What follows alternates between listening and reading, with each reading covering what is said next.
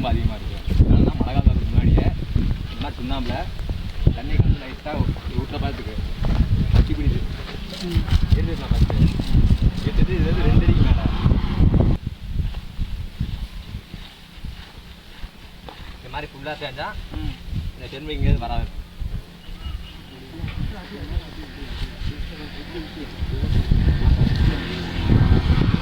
மேலே செடி ஃபுல்லாக சுற்றிடுங்க ரவுண்டாக. லைட்டாக இப்போ பொங்கலுக்குலாம் அந்த இதை அடிப்பாங்க. அந்த மாதிரி தான்